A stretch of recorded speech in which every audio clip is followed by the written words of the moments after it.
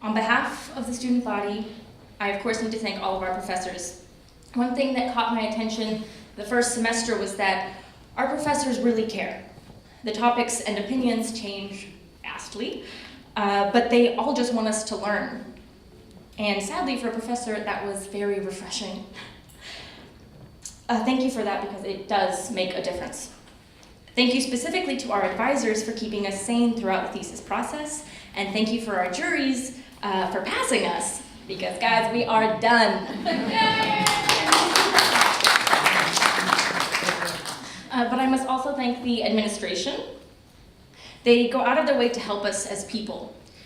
Marinella checked up on me throughout the semester for some family drama back home. Quarantine offered to lend me some cash for the weekend while I waited on my student loans. Joey talked to bank headquarters for me, thank you. Mary posts so many job opportunities on our Facebook page, and I don't see her here, but please tell her to keep doing that because we need it now more than ever. And I know they've been different things for different people, but my point is that they care. And when you are thousands of miles away from home, as everyone knows, it does make a difference, it really matters. Now, AGS isn't perfect. I won't go through reasons why it's not done. It does have a lot of the same issues that any small school has. But the other day I was emailing a potential AGS student for the coming year, and she wanted to know my candid opinion. So I told her, listen, like most schools and opportunities in life, AGS is what you make of it.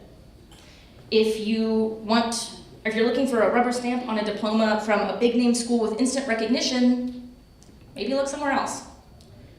But if you're willing to put in work, to listen, to think, to take opportunities, to talk to the professors, you'll be very welcome here. We're just a couple of offices on the floor in somebody else's building, but here, we not only get to hear, but we get to converse with ambassadors, practitioners, journalists, lawyers, academics, economists, and much more, I'm sure. We get to meet people, which is pretty useful for diplomacy. Not just the professors, but also the students. I have had more arguments here than in my sorority back home. But goodness, they are useful.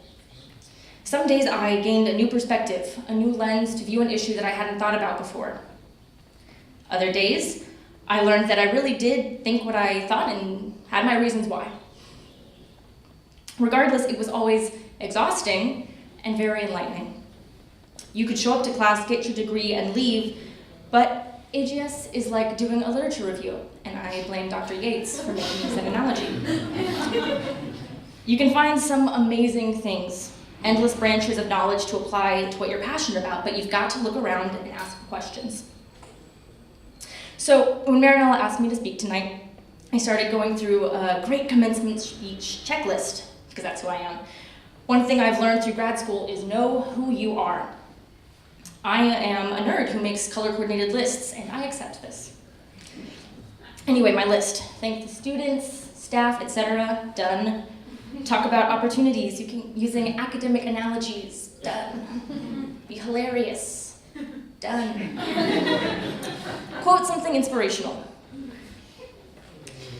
I thought about quoting Will Ferrell, who did sing at a somewhat recent commencement speech. He sang an entire Whitney Houston song. I considered it. But instead of doing that or searching for great graduation speech quotes, I asked myself what my favorite quotes are. So here are my two favorite quotes. First is from Shakespeare's All's Well That Ends Well. Love all, trust a few, do wrong to none. I'm not saying I've always been successful in following that, but I think it's a noble goal for us to live by in the field of diplomacy. Love all, trust a few, do wrong to none. I hope the grueling task that we have just spent years completing hasn't struck out all of the optimism and goodwill from everyone. Love all, trust a few, do wrong to none. The second, a bit longer, bear with me, is from Cyrano de Bergerac, a French play written by Edmond Rostand in 1897. So imagine Three Musketeers time. Cyrano is the best swordsman in town, in addition to being the smartest and most eloquent man of his time. If you've seen Roxanne, you've seen Cyrano. One night, the bad guy, Comte de Guiche, sends 100 swordsmen after one single man for writing a satirical song about him, which is petty. Anyway, Cyrano rescues him and defeats all 100 swordsmen by himself. The next day, the bad guy, De Guiche, shows up and congratulates Cyrano for his work, but asks him if he's familiar with Don Quixote. Cyrano says, a bit. De Guiche suggests he study up on the windmill chapter. He replies, chapter 13? De Guiche says, for when one attacks windmills, it may happen, Cyrano interrupts, are you saying that I attack those who change with every change of the breeze? De Guiche ignores him. When one attacks windmills, it may happen that the arms of the windmills may catch you and sweep you down into the mud, implying not to mess with the big guys. Cyrano simply replies, or up among the stars. This is kind of a shoot for the moon and you'll land among the stars quote with a realist twist, which I now view the world in theory thanks to Dr. Anand. What I'm saying is that we might not land up among the stars. Right now, we're all a bit uncertain. What we will do next, where we will go, what we will be. By the way, do not ask us that tonight, or for a couple weeks. Let us enjoy the moment. For all our efforts, we might be cast down into the mud.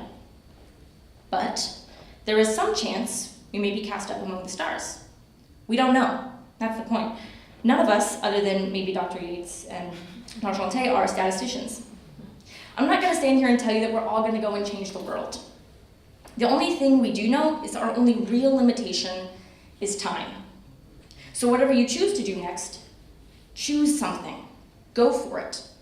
You might fail. I don't know. You could fail, or you could become the inspiration for the next beautiful French play that makes me sob every single time. You should really read it. It's really good. Kidding. The alternative is that you might find greatness, and find whatever greatness means for you. Remember why you started. That reason is valid, and it makes tonight worth a few years of ups and downs. So don't forget it, and use it. Use that fire to find your greatness. So, congrats to us. Let's fill our glasses tonight, and hopefully I will see you up among the stars. Thank you.